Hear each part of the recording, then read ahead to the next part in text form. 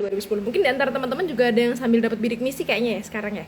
Mungkin yang berbeda antara ada yang nggak dapat, ada yang dapat ya. Yang membedakan antara beasiswa etos zaman dulu sama zaman sekarang, maksudnya zamannya Mbak Biru sama zaman teman-teman sekarang, kayaknya salah satunya adalah asrama. Jadi kok zaman Mbak Biru dulu di asrama, dan itu emang seru banget sih. Asrama itu menurut Mbak Biru yang paling membuat Mbak Biru berubah itu sebenarnya asrama. Nanti nggak, kemarin saya udah ngobrol sih sama Pandu Dek Muzamil, Dek Pandu yang LPI Pusat ya, LPI DD kemarin. Aduh, ini yang beda asramanya nih, kok nggak ada asrama. Nggak, maksudnya soalnya Mbak Biru dulu itu bener-bener terinspirasi untuk jadi lebih baik banget itu gara-gara ada asrama, karena emang vibes-nya itu beda banget gitu ya. Baik, salawat serta salam semoga senantiasa tercurah limpah kepada uswah hasanah kita Nabiullah Muhammad sallallahu alaihi wasallam, dan semoga kita kelak mendapatkan syafaatnya di yaumil qiyamah. Amin ya rabbal alamin. Senang sekali hari ini, pokoknya nanti Mbak Bro bakal ceritain ya. Pokoknya di asrama itu senengnya adalah ini sengaja manas-manasin teman-teman ya kan.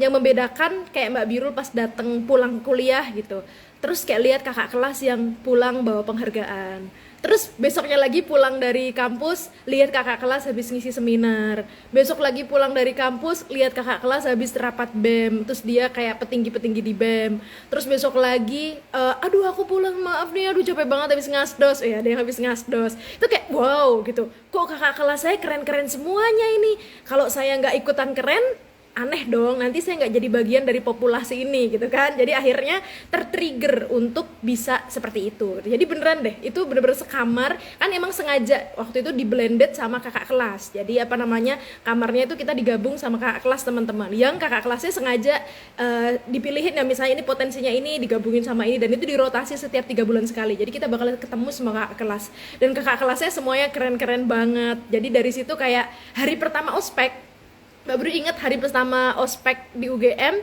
itu pas di tingkat universitas itu kan dikumpulin semua mahasiswa ya, itu kayak dipanggil salah satu nama etoser, dan itu kakak kelas banget, kakak kelas angkatan saya, dipanggil namanya waktu itu Mas Juari, mendapatkan medali PIMNAS gitu kan. Jadi dipanggil di antara ospek 9.000 mahasiswa itu loh. Jadi kayak itu langsung saya denger, itu kakak kelas saya di etos gitu.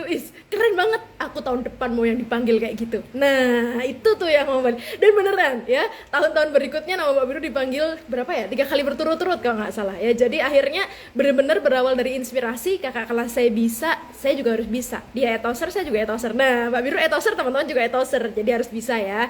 Kalau enggak, waduh, gimana dong ya? Sesama etoser, nah teman-teman harusnya bisa mengikuti, bisa lebih baik lah ya kalau bisa ya. Jadi waktu itu Mbak Biru berawal dari apa namanya, ngelihat nama Mas Juari disebutin, terus kayak tahun depan nama saya yang bakal dipanggil, dan gak cuma sekali, dan beneran gitu loh. Maksudnya kayak cuma ikrar doa di hari pertama Mbak Biru masuk di kampus, langsung berdoa kayak gitu, dan langsung denger nama kakak kelas etos. Itu emang sesuatu banget sih. Itu masih Mbak Biru inget sampai sekarang momentum itu gitu ya, karena itu menjadi titik balik Mbak Biru buat apa ya, akhirnya terus melangkah sampai sekarang masih terus melangkah juga gitu ya. Oke, temanya keren banget hari ini ya teman-teman, tentang gimana sih menemukan kapasitas diri, mengupgrade potensi diri gitu ya. Ini CV Mbak Biru tadi udah dibacain sama Dek Moderator. Mbak Biru dapat beasiswanya agak banyak ya teman-teman ya. Termasuk selama kuliah juga, selain dapat dari bidik misi sama beas studi etos, Mbak Biru sering banget ikut beasiswa leadership ya. Teman-teman bisa ikut nih. Kalau orang teknologi bisa ikut hackathon ya kan, biasanya suka banyak. Terus ini YLI, ini terbuka untuk semuanya. Ayo dari Universitas Mataram, nggak tahu udah ada atau belum. Coba teman-teman silahkan gabung. Ini tiap tahun buka. Kalau nggak salah open recruitment-nya tuh setiap Februari. Ini yang nomor 2. Yang nomor 3 ini juga setiap tahun buka, tapi ini khusus untuk orang kesehatan ya. Jadi kesehatan manusia maupun kesehatan hewan ya. Jadi gizi, farmasi, keperawatan, kedokteran manusia maupun kedokteran hewan. Nah, itu ikut di sini ya. Terus ya ikut Astra Leadership Development Program dan sebagainya. Pokoknya kalau ada lowongan Mbak Biru daftar aja. Ada opening beasiswa ini Mbak Biru daftar aja gitu ya. Nah, itu bagus sih teman-teman. Kenapa? Karena teman-teman lagi mahasiswa itu waktunya untuk explore sebanyak-banyaknya. Karena sejauh mana kita explore, ya sejauh itu pengetahuan kita. Nah, kalau teman-teman cuma kuliah doang terus pulang, nggak eksplor apa-apa, ya pengalamannya cuma sebatas di kelas dan pulang. Apalagi pulangnya ke kosan, nggak di asrama. Kalau Mbak Biru dulu pulangnya ke asrama gitu, sampai asrama itu udah, waduh, malah dibakar lagi gitu. Waduh, ini kakak kelas sudah dari sini, waduh.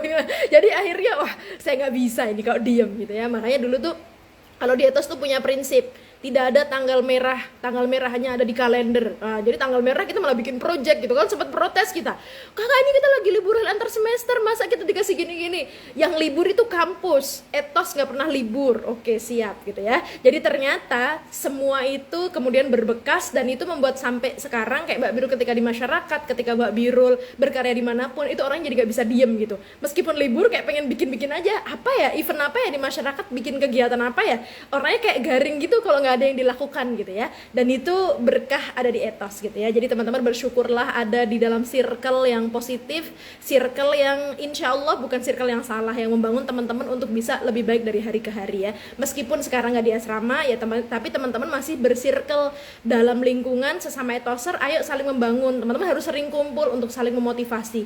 Yang ini habis dapat achievement apa, yang ini habis bikin project apa, dan seterusnya. Itu benar-benar menjadikan ekosistem tumbuh banget gitu loh teman-teman. Itu sih pengalaman Mbak Biru. Mudah-mudahan teman-teman di Mataram bisa jauh lebih baik lagi. Jadi dulu kalau di UGM itu kalau ada ketua BEM itu pasti kalau nggak dari etos, dari PPSDMS Nurul Fikri atau sekarang Rumah Kepemimpinan, wes itu top 2, nggak ada yang lain gitu loh. Maksudnya kok kamu anak mana? Anak etos, wes itu langsung wah keren banget, pasti keren ya, pasti anak organisasi ya, pasti prestasinya banyak ya. Jadi disebutin etos saja udah keren banget. Lah beberapa waktu yang lalu Mbak Biru datang dong ke kampus gitu kan, yang ada etosnya. Di sini ada anak etos nggak Mbak? Etos tuh apa ya Kak? Waduh, ini tanda-tanda ini.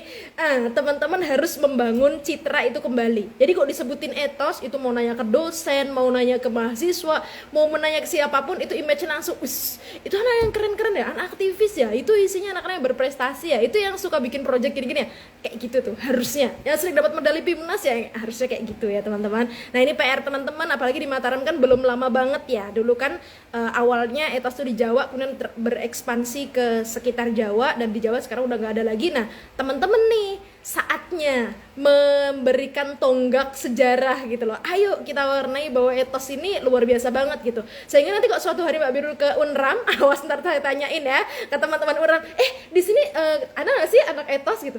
Ntar kalau ada yang bilang etos itu apa Kak? Wah berarti teman-teman belum berhasil ya. Hati-hati aja ya. Ntar saya tanya juga ke dosennya. Biasanya kalau ngisi kan kolaborasi sama dosen-dosen gitu. Ntar saya tanyain ya. Di sini ada anak etos nggak Bu yang aktif organisasi gitu? Kalau dosen juga nggak tahu etos itu apa Kak? Wah itu ya sebuah tanda-tanda yang perlu teman-teman melakukan ini ya, revolusi besar gitu ya. Oke, baik. Ini Mbak Bro mau cerita. Dulu pas Mbak Biro habis keterima di UGM tuh iseng banget langsung nulis kayak gini, pengen banget jadi mahasiswa terbaik UGM. Dan ini Mbak Biro di etos ya, ini foto, kalau nggak ada foto etoser kayak Mbak Biro nggak punya foto maba deh. Jadi ini foto mahasiswa baru di depan UGM gitu ya, masih kayak teman-teman, masih awal-awal imut-imut gitu, terus kayak punya cita-cita aja.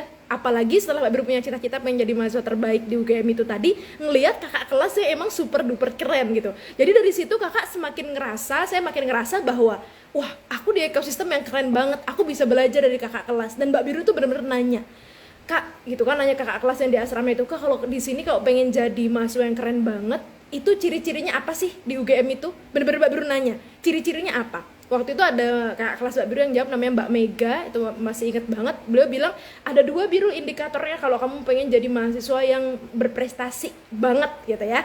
Apa itu Mbak indikatornya? Yang pertama PIMNAS gitu ya. Kalau secara umum ya, karena setiap jurusan kan ada lombanya masing-masing. Tapi kok selevel di universitas itu biasanya ada lomba kerennya di kancah umumnya gitu kan. Nah PIMNAS yang kedua adalah Mawapres gitu, mahasiswa berprestasi. Cuman kok buat jadi Mawapres itu harus kamu punya akumulasi prestasi yang banyak banget. Kamu harus punya experience yang banyak, kemampuan bahasa Inggris kamu bagus. Oh gitu. Itu langsung Mbak Biru camkan banget di otak Mbak Biru, langsung bikin life plan, yang plannya itu bener-bener aku mau menuju ke sana. Itu dari masuk ke perguruan tinggi Mbak Biru langsung kayak gitu setelah dapat hidayah itu gitu ya. Nah jadi akhirnya menyusun plan, dan alhamdulillah akhirnya dari cita-cita kemudian terwujud menjadi nyata gitu ya. Jadi Mbak Biru waktu itu dapat di etos, dapat apa ya, etos award ya, karena ada teman-teman kan ada temu etos nasional ya. Nah jadi waktu itu jadi dapat etos award sama ini di UGM, alhamdulillah jadi mahasiswa prestasi. Dari dulu Mbak Biru cita-citanya itu dimanapun saya berada, disitulah saya harus jadi yang terbaik. Itu sebenarnya pesannya gurunya Mbak Biru sih, pesannya Bu Nyai ya. Kalau Mbak Biru di pondok tuh Bu Nyai, Biru kamu sekarang emang udah gak mondok pas mau boyong itu, tapi ingat dimanapun kamu berada, kamu harus jadi teladannya di sana, kamu harus jadi inspirasinya di sana, kamu harus jadi yang terbaik di sana. Dan Mbak Biru maksudnya inget-inget pesan itu gitu, karena beliau bilang dimanapun kamu berada kamu tetap santri saya gitu kan, tapi tadi syaratnya harus jadi yang terbaik. Maka pas saya memutuskan jadi mahasiswa, saya harus jadi mahasiswa terbaik. Saya ketika diterima etos, saya harus jadi etosernya terbaik, ya alhamdulillah gitu kan. Nah, jadi beneran jadi etoser terbaik. Ketika saya di bidik misi, saya harus jadi penerima bidik misi terbaik, ya alhamdulillah gitu, dapat bidik misi terbaiknya gitu ya. Artinya ya tadi dimulai dari niat ya teman-teman. Kok teman-teman mau membangun potensi, membangun kapasitas diri, emang teman-teman dari keyakinan, dari niat aku tuh bisa. Nah itu tuh ya teman-teman. Mbak Biru bikin plan ini ditempel di asrama Cokrokusuman, Yogyakarta, dulu di asrama etos ya. Nah jadi Mbak Biru punya plan teman-teman. Iya biasanya pembinaan pertama kan disuruh bikin 100 mimpi kan, udah bikin belum? Nah itu jangan lupa, mimpi-mimpi itu beneran loh, itu benar-benar dipikir. Mbak Biru pas bikin itu benar-benar mikir, dan alhamdulillah itu banyak yang terwujud. Akhirnya kemudian ke nasional, dan ini yang waktu itu ya teman-teman mungkin udah pernah lihat videonya yang ketemu Pak Presiden. Terus ya akhirnya bisa jalan-jalan, terus lanjut sekolah lagi, terus nginjek salju, ya pokoknya gitu-gitulah ya. Nah cuman ini termasuk ini Mbak Biru pas masih di etos ya, etos angkatan tahun semester 4 di etos. Terus habis itu Mbak Biru jalan-jalan kayak di supermarket gitu, lihat logo apa namanya poster ini, tuh iseng banget kayak Mbak Biru pengen beli ntar mudah-mudahan aku tempel di rumah itu menjadi doa. Dan beneran deh jadi doa gitu ya. Jadi ya teman-teman tuh pokoknya apapun yang teman-teman lakukan itu pastikan itu baik dan untuk kebaikan. Jadi kalau itu terwujud ya terwujud untuk kebaikan gitu ya. Oke. Kalau ini perjalanan Mbak Biru ya, Mbak Biru karirnya macam-macam, tadi udah dibacain sama Dek Moderator. Sekarang Mbak Biru usaha ya, buka usaha. Nah ini pesannya Prof Nuh yang Mbak Biru selalu tekanin ke awardee beasiswa gitu ya, belilah masa depan dengan harga sekarang gitu ya. Jadi teman-teman masa depan itu kan masih panjang banget, tapi kok teman-teman belinya entar, misalnya teman-teman udah lulus terus kayak baru, ya aku kok dulu nggak ikut ini, ya aku kok dulu, nah itu susah lagi gitu. Tapi mending teman-teman capek-capek sekarang teman-teman di mahasiswa explore banyak, capek-capek ikut organisasi, capek-capek ikut lomba, capek-capek ikut apa, itu untuk explore, mengupgrade kapasitas diri sebanyak-banyaknya, seluas-luasnya, mumpung masih jadi mahasiswa. Karena kalau masih mahasiswa, teman-teman salah itu dianggap bagian dari proses belajar gitu ya, dan wajar gitu loh. Tapi kalau teman-teman nanti sudah jadi decision maker yang beneran, udah jadi tokoh yang beneran, ketika berbuat salah itu konsekuensinya udah lebih besar lagi gitu ya. Makanya mumpung teman-teman sekarang lagi di fase belajar, belajarlah seluas-luasnya, sebanyak-banyaknya. Jadi dulu kayaknya Mbak Biru pas di asrama etos tuh nggak ada waktu nganggur deh. Makanya dulu tuh Mbak Biru nggak punya sosmed, sosmednya tuh sangat tidak punya gitu. Sampai akhirnya Mbak Biru sering banget ngisi seminar, terus ditanyain sama mahasiswa, Mbak Biru IG-nya apa gitu. Waduh, saya nggak punya IG gitu kan. Saking nggak sempet lagi pegang HP tuh, nggak sempet buat balesin WA doang. Kalau emang perlu balesin. Kalau yang lain bener-bener nggak sempet lagi. Akhirnya sama adik saya dibikinin, ya Allah Mbak, kasihan banget nggak punya IG. Akhirnya dibikinin. Tapi maksudnya saking sesibuk itu jadi etoser gitu ya. Jadi pagi-pagi gambaran kegiatan Mbak Biru pas dulu di asrama etos itu teman-teman, jam 2:30 Mbak Biru biasanya bangun, atau jam 2 atau 2:30 buat ngapain?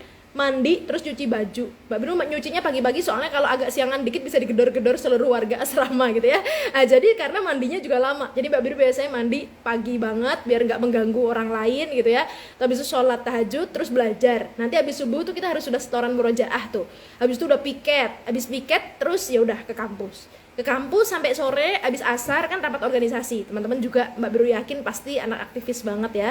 Habis asar rapat organisasi, habis maghrib masih lanjut ngajar les privat kan, cari duit tambahan ya kan. Teman-teman juga nggak mungkin menggantungkan ke orang tuanya, itu juga yang Mbak Biru lakukan. Ternyata ngelesin privat doang duitnya nggak cukup gitu ya, karena Mbak Biru waktu itu cita-citanya pas kuliah juga sambil nabung, jadi nanti pas lulus kalau misalnya rencana mau nikah atau mau apa, nggak mau ngerepotin orang tua. Dan itu Mbak Biru rencana nabung gitu ya. Akhirnya rajin ikut lomba juga, rajin ikut project dan sebagainya gitu ya. Itu untuk salah satunya untuk nabung, untuk cari pengalaman. Menabung banyak hal, nggak cuma nabung uang tapi nabung pengalaman, itu yang penting banget sih ya. Itu terakhirnya malam sampai asrama masih pembinaan dong sampai jam 10.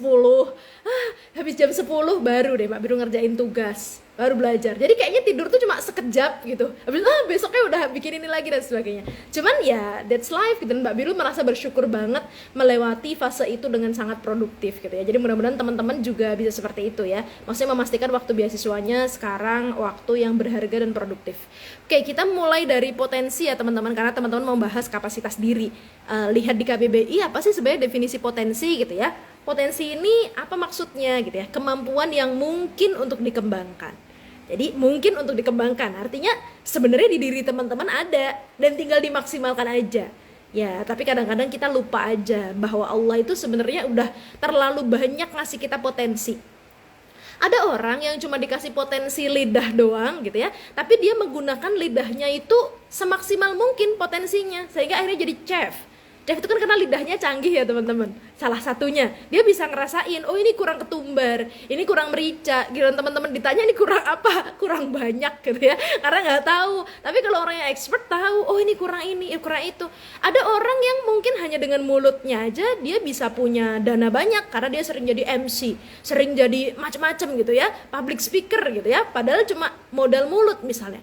Ada orang yang modal pendengaran dia bisa mengerti nada-nada, jadi musisi akhirnya ya. Jadi dia bisa mengerti kok kalau nada seperti ini begini, kok seperti ini begini, jadi musisi hanya karena memaksimalkan potensi yang Allah berikan. Nah kadang-kadang kita itu nggak ngeh, saking semua potensi itu udah nempel di badan kita nggak aware bahwa semua itu adalah potensi yang Allah titipkan kepada kita. Makanya biasanya orang itu baru nyadar ketika itu potensi, ketika Allah cabut potensi itu.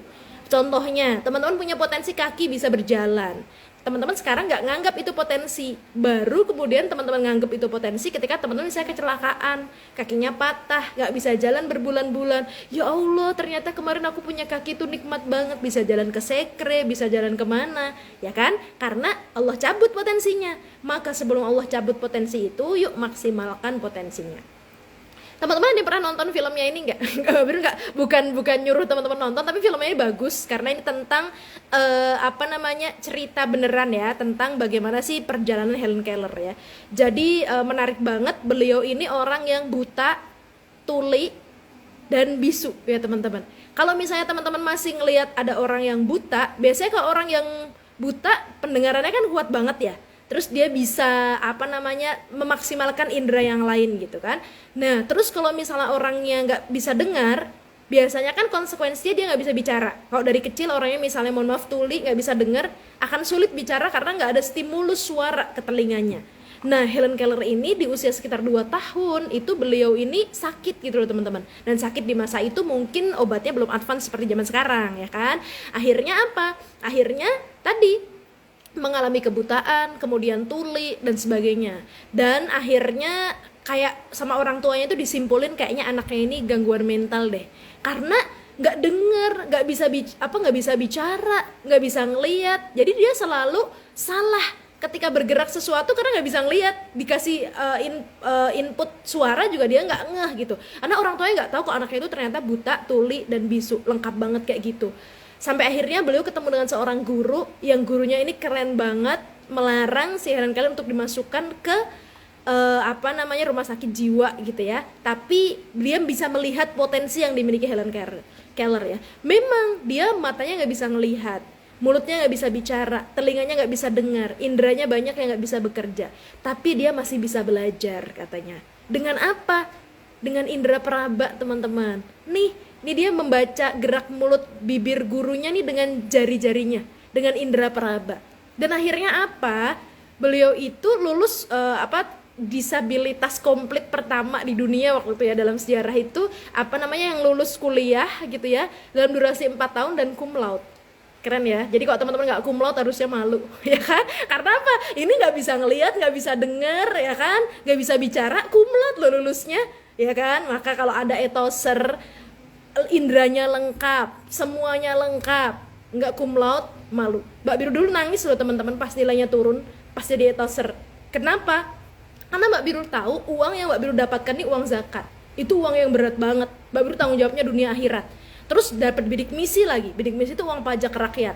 Jadi makanya pas nilai Mbak Biru turunnya tuh sebenarnya nggak ekstrim banget sih. Kayak waktu itu dari 3,8 ya pas semester awal itu jadi 3,7. Itu Mbak Biru nangis. Benar-benar nangis-nangisnya, ya Allah kok bisa ya saya ini tidak melaksanakan kepercayaan masyarakat dan zakat dengan cara nilai saya turun gitu ya. Akhirnya Mbak Biru nangis, tobat, habis itu saya harus memperbaiki cara belajar saya. Dan alhamdulillah habis itu ya benar-benar nilainya bagus gitu ya. Jadi artinya kalau teman-teman nih sebagai awardee beasiswa udah dikasih dana dan sebagainya, kok belajarnya standar-standar aja dengan yang lain, terus menjadikan judgement bahwa kan saya aktif di organisasi kak, terus nilai saya gini dan sebagainya. Teman-teman, dengan teman-teman lolos beasiswa itu dianggap teman-teman sebagai orang yang kapasitasnya lebih dibandingkan dengan yang lain. Kalau yang lain itu cuma ikut satu organisasi aja langsung keok gitu ya, dalam artian langsung gak bisa manajemen waktu, ya teman-teman yang anak beasiswa ini dianggap ketika masuk di sini ini udah terseleksi dari sekian banyak, ini kamu yang punya kapasitas. Jadi dengan kamu ikut organisasi, ikut aktif di mana-mana, bukan berarti nilai kamu bakal turun, karena kamu pasti bisa manajemen waktu. Tuh ya, keyakinan dari teman-teman diterima itu udah diyakini bahwa teman-teman punya kapasitas yang lebih. Makanya itu tuh, teman-teman harus maksimalkan kapasitas itu. Dulu pas di asrama ada pembinaan dari Pak Romi, itu inget banget kata beliau, waktu itu apa ya kalimatnya Mbak Biru lupa, intinya itu berilah berilah senyum pada para pemberi beasiswa itu berupa prestasi. Balaslah para pemberi beasiswa itu dengan prestasi gitu ya, membuatlah mereka tersenyum bangga dengan prestasi kalian. Nah itu, jadi Mbak Biru waktu itu dari situ tuh berazam banget deh, saya harus berprestasi karena seluruh elemen masyarakat di bumi ini gitu ya, di Indonesia kan dari dana pajak, dan seluruh umat muslim dana zakat udah mensupport saya buat saya kuliah. Kalau saya kuliah cuma jadi mahasiswa biasa aja, rugi mereka mensupport saya. Tuh, jadi itu jadi komitmen Mbak Birul sampai akhirnya berusaha untuk menjadi yang terbaik. Mudah-mudahan teman-teman juga seperti itu, karena dana kita sama ya digunakan ya. Teman-teman juga pakai dana zakat, hati-hati. Oke? Nah, ini ya, semuanya Allah bekali potensi, dan potensinya banyak banget gitu ya. Tinggal teman-teman mau memanfaatkan potensi itu apa tidak. Dan teman-teman, buat teman-teman yang ngerasa kayak Mbak, aku tuh kayaknya orangnya tuh lemot banget kalau belajar. Kenapa kalau temanku ya ini tuh kayak satset kalau belajar, dia mudah sekali belajar sedangkan aku tidak. Teman-teman, mungkin speednya berbeda, tapi semua orang berpotensi kok untuk bisa belajar, karena perintah belajar yang Allah berikan tuh kepada kita semuanya. Nggak diskriminasi, yang IQ-nya tinggi kamu harus belajarnya gini, yang ini nggak usah belajar. Nggak, semuanya disuruh buat belajar. Artinya Allah yakin dong teman-teman kalau memaksimalkan semua potensinya bisa belajar. Dan perintah belajar itu dari buayan sampai liang lahat.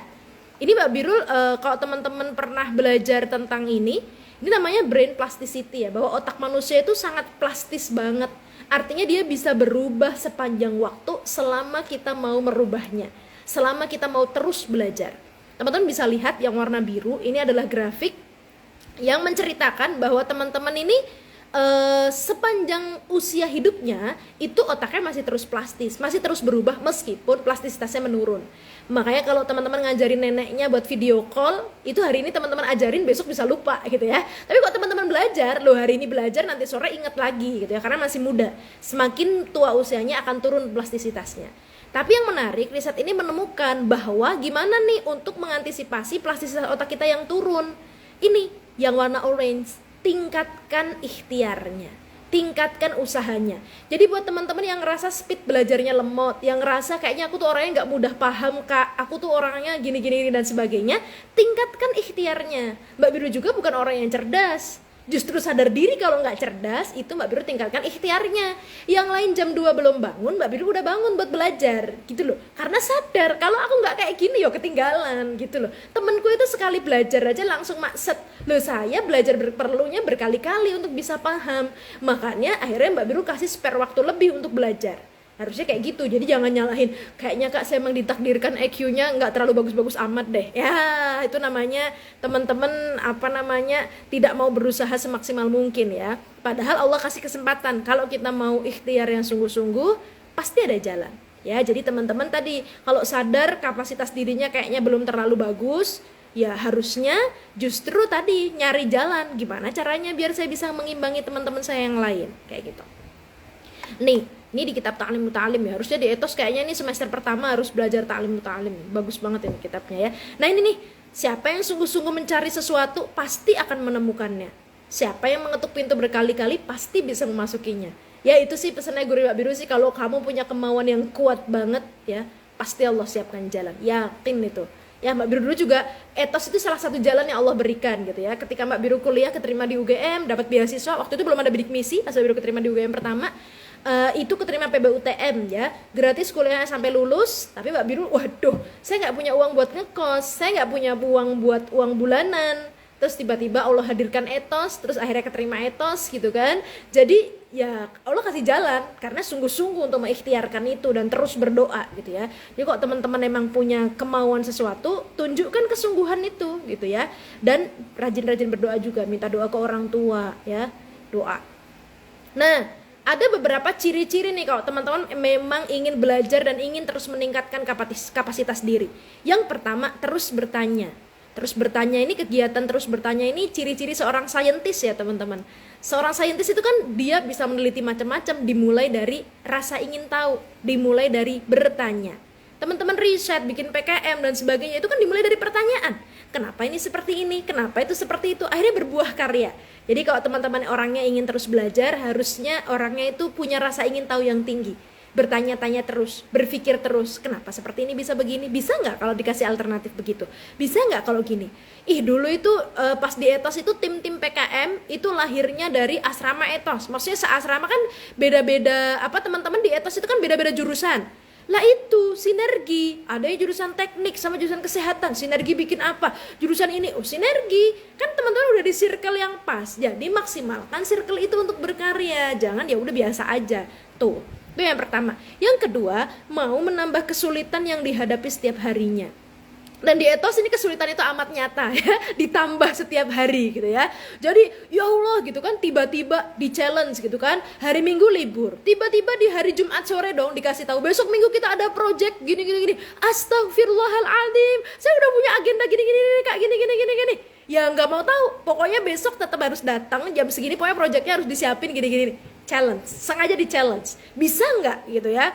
Terus di challenge dulu ada acara ini try out masuk senam PTN itu dulu ada tuh se-Indonesia, Etosers se-Indonesia bersinergi bikin try out nasional, itu pesertanya se-Indonesia harus 30.000 peserta.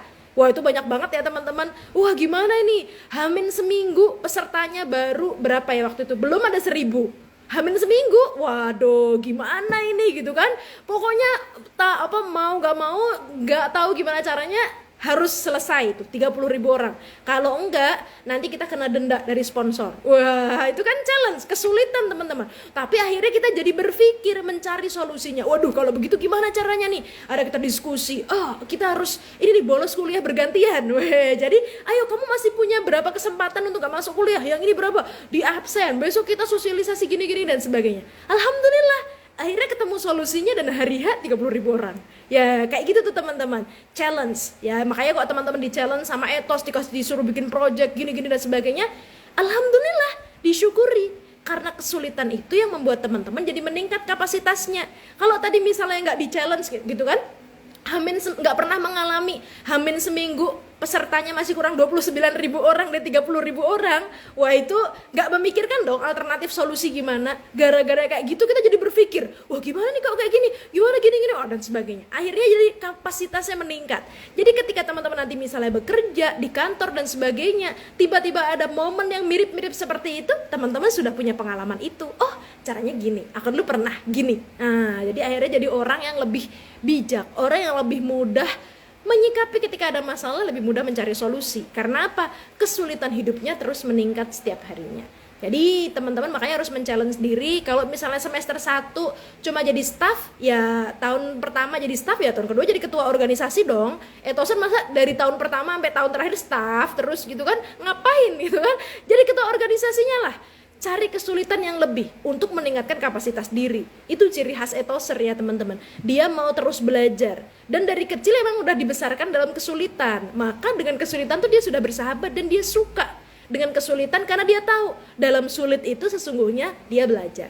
Ya makanya teman-teman kalau misalnya baru dikasih project gini aja, ya kok aku ada gini, ya itu namanya nggak mau belajar ya teman-teman. Tuh.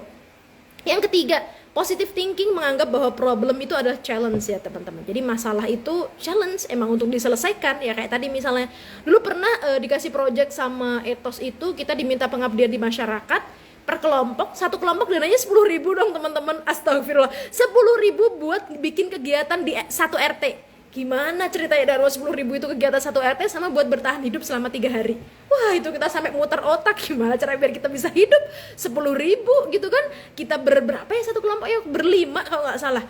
bikin kegiatan se-RT, bayangkan dengan dana 10.000. Itu kan mikir keras, gimana caranya kita bersinergi dengan masyarakat, gimana caranya kita mendapatkan trust dari masyarakat sehingga dana yang 10.000 itu jadi dana yang besar gitu. Wah, dia tuh bikin event teman-teman. Itu sampai Pak RT-nya, Pak RW-nya, anak-anak bolos sekolah buat datang event kita dong. Wah, itu terharu banget. Jadi apa namanya, strategi berpikir akhirnya. Problem itu masalah, nggak mungkin dong 10.000 bisa buat bikin acara se-RT, tapi itu jadi challenge kalau kita ngelihatnya itu sebagai challenge gitu kan, akhirnya teratasi. Nah gitu tuh. Nah, dan ketika seperti itu, maka setiap hari kesulitan kita bertambah, ya tadi insya Allah kapasitas otaknya meningkat. Jadi stop asking, stop thinking. Kalau teman-teman males mikir, ya Allah kak dikasih kayak gitu lagi, ya udah nggak usah belajar kalau gitu ya. Itu ciri-ciri orang nggak mau belajar ya. Kau ini dari ini Gus Baha nih, Mbak Birul fansnya Gus Baha nih ya. Jadi apa namanya, bahkan hidup adalah potensi. Jadi teman-teman hidup di dunia itu kan menjadi indikator prestasi teman-teman di akhirat, ya kan? Teman-teman nanti di akhirat masuk surga apa neraka misalnya, itu kan akumulasi dari prestasi teman-teman di dunia. Teman-teman berkarya apa di dunia, beramal solih apa di dunia, nanti tinggal akumulasi di akhirat. Makanya selama teman-teman masih hidup, sesungguhnya teman-teman itu berpeluang untuk memberikan manfaat, berpeluang untuk berkarya. Karena cita-citanya orang yang meninggal itu cuma pengen hidup, itu doang. Lah teman-teman masih hidup. Nah makanya kok teman-teman udah mulai, kak kayaknya saya ini gak punya potensi, datang aja ke makam, kata beliau ya, datang aja ke makam, ngelihat tuh semua orang yang dimakamin itu cita-citanya cuma satu, pengen hidup. Lah kamu yang hidup kenapa gak berkarya? Takutnya besok paginya udah jadi ikutan sama kayak yang di makam kan. Makanya berkarya terus, berkarya, bermanfaat sebanyak-banyaknya, seluas-luasnya, mumpung teman-teman masih hidup tuh ya. Nah jadi apa namanya, lalu tugas kita bagaimana? Udah dikasih Allah potensi yang banyak banget, bersyukur ya kan teman-teman. Bersyukur, ciri-ciri bersyukur itu apa sih? Nah waktu itu Mbak Biru pernah belajar dengan teman-teman pendidik gitu ya, dari berbagai sekolah di Indonesia. Kita mencoba mencari definisi kata syukur ya. Akhirnya ketemu, syukur itu apa sih? Setelah diskusi panjang, oh syukur itu memaksimalkan semua potensi yang Allah berikan. Kalau qanaah, menggunakan semua resources yang Allah berikan dengan baik. Nah kalau syukur itu gimana caranya resources itu bisa maksimal gitu tuh teman-teman ya. Jadi teman-teman udah dikasih mata, dikasih mulut, dikasih telinga, dikasih kesehatan, dikasih umur, dikasih beasiswa lagi gitu kan. Itu gimana caranya biar itu semua jadi manfaat, bisa maksimal. Jangan sampai teman-teman yang dapat beasiswa sama enggak manfaatnya sama aja. Terus ngapain capek-capek ngasih beasiswa teman-teman tuh ya. Nah ada 3 nih kuncinya untuk bisa memaksimalkan potensi dan kapasitas diri teman-teman. Yang pertama, terus menerus ya. Maksudnya terus menerus itu dari sini dulu deh. Yang pertama adalah banyak sumber. Maksudnya teman-teman banyak explore.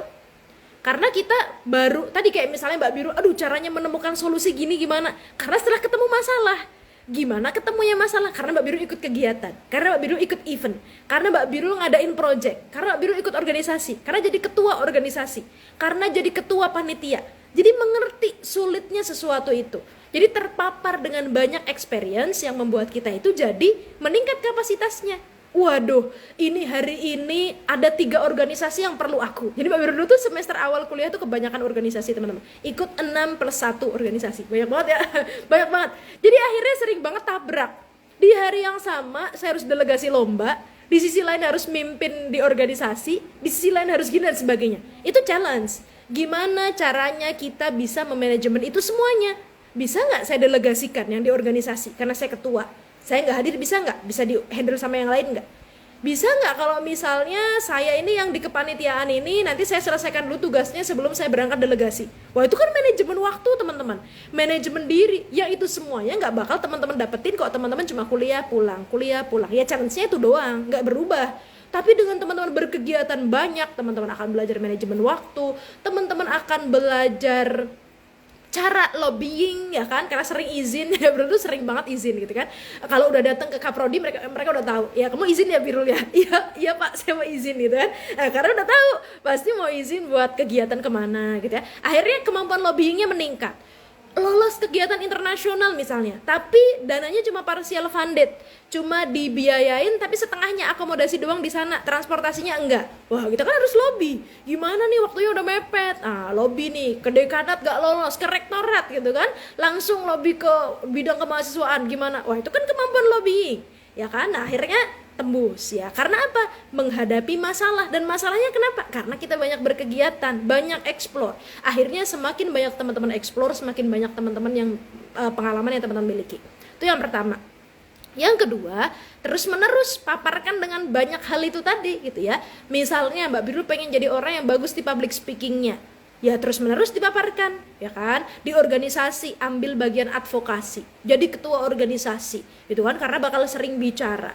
Kemudian di kampus aktif sebagai apa juga, di asrama jadi koordinator bidang apa. Jadi akhirnya terus menerus terasah skillnya gitu ya, dan itu membuat kita jadi expert di bidang itu gitu ya teman-teman. Dan yang terakhir adalah doa. Jangan lupa doa ya kan teman-teman, karena ya tugas kita mah berusaha semaksimal mungkin ya kan. Jangan lupa berdoa. Nah, dan ini seorang muslim lah yang paling mengerti konsep syukur. Apalagi teman-teman muslim yang penerima beasiswa zakat, itu harus ngerti banget apa definisi syukur. Makanya harusnya etoser itu lebih banyak prestasinya, lebih banyak karyanya, lebih banyak manfaatnya, karena dia tahu banget apa definisi kata syukur. Ya, jadi mudah-mudahan teman-teman etoser yang ada di sini ingat tanggung jawab kalian itu besar. Duitnya itu duit zakat, dan tujuan zakat itu salah satunya bagaimana memanjangkan manfaat zakat itu. Dan di etos sendiri kan untuk mengakselerasi zakat, biar teman-teman menjadi dulu awal jargonnya itu kan pemutus mata rantai kemiskinan. Sekarang jargonnya apa teman-teman? Apal nggak? Create social leaders ya. Nih ada nih ya jargonnya di sini ya. Create social leaders. Nah, leaders loh teman-teman. Awas kok teman-teman biasa-biasa aja, gimana caranya mau jadi leader ya kan? Tuh. Jadi sudahkah kita menjadi seorang muslim yang bersyukur nih teman-teman etoser? Apalagi ya kalau teman-teman nilainya turun, apakah teman-teman sedih? Nah itu kalau misalnya biasa aja, nilai saya turun biasa aja, bikin event gagal biasa aja lah, ini perlu dievaluasi ya. Oke, yang terakhir ini lagi-lagi di ta'lim, seberapa kelas kerjamu menentukan setinggi apa cita-cita yang kamu impikan. Jadi kalau teman-teman punya cita-cita besar, pengen jadi social leader tadi gitu ya, nah ya tadi berarti ikhtiarnya menuju ke sana harus besar sekali ya. Biar apa? Biar teman-teman bisa memberikan manfaat yang besar. Sekarang teman-teman mumpung jadi etoser, bercapek-capek lah, berlelah-lelah lah, bersibuk-sibuk lah, belajar banyak lah, karena itu nanti akan teman-teman rindukan. Serius, Mbak Biru lulus dari etos itu kangen banget sama kesibukan di etos. Bener-bener sekitar 1 bulan pertama setelah lulus dari etos itu gabut, dalam artian kayak ya Allah aku biasa bikin project gini, aku biasa begini. Serius, seru banget. Saking gak ada waktunya di etos itu, Mbak Biru menganggap bahwa waktu 1 jam itu waktu yang sangat bermakna dan berharga. Semakin sibuk teman-teman, semakin teman-teman mengerti waktu itu berharga. Jadi misalnya teman-teman punya 1 jam doang buat ngerjain laporan, itu teman-teman bakal maksimalin banget waktu 1 jam itu. Tapi kok teman-teman gak ada kegiatan, habis kuliah juga cuma di kosan, itu akhirnya scroll, dan laporan kan masih bisa antar malam, gak selesai-selesai kerjaan, gak jadi berkarya banyak ya. Tapi karena teman-teman sibuk, 1 jamnya itu dimaksimalkan untuk bener-bener gimana caranya aku mengoptimalkan waktu yang aku miliki, karena aku gak punya waktu lain. Yang lain sudah digunakan untuk kesibukan lain yang bermanfaat. Mohon maaf lahir batin. Mbak Biru bisa nulis di Instagram Mbak Biru @birulqadriyah, dan di blog. Ini teman-teman kalau suka baca blog, Mbak Biru nulis di blog Mbak Biru www.birusolihah.blogspot.com. Mohon maaf lahir batin. Kita lanjut ngobrol-ngobrol. Mbak Biru kembalikan ke Dek Febriani. Wassalamualaikum warahmatullahi wabarakatuh. Waalaikumsalam warahmatullahi wabarakatuh. Masya Allah.